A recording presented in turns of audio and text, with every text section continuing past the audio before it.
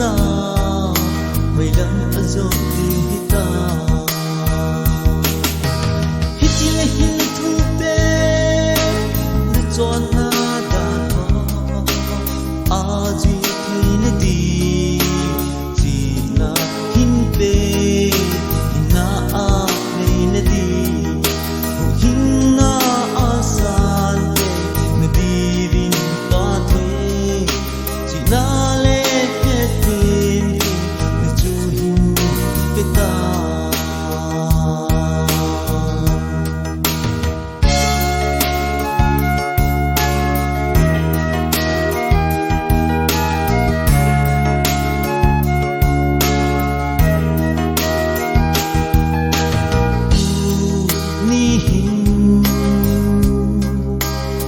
sang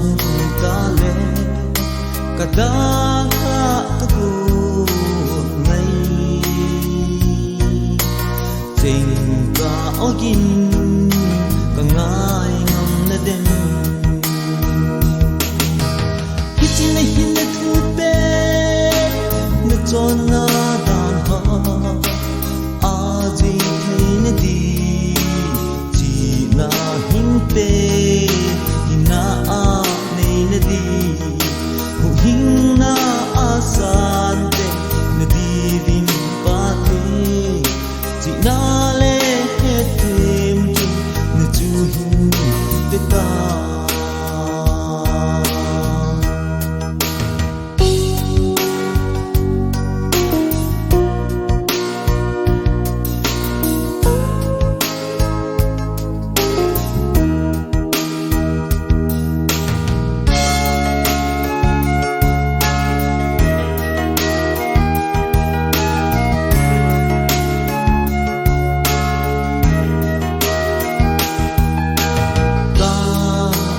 zaru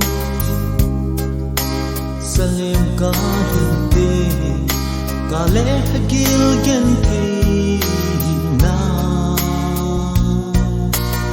a tho diu ku ka veng poi pa ken